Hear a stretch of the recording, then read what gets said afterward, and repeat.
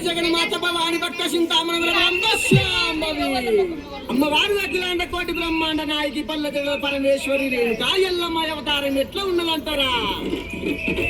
శివునికి చిన్న బిడ్డ శివునల్లి మాత కౌతుని కొడలు గంభీరవాణి గౌలాడి బిడ్డ అక్కడసారి ఎల్లమ్మ మట్టేడు మావురాల రేణుకా ఎల్లమ్మ ఎట్లా బయలుతున్నదంటారా? భక్తులు ఉన్నారు సైతట్ల మరయ్య పాడురామ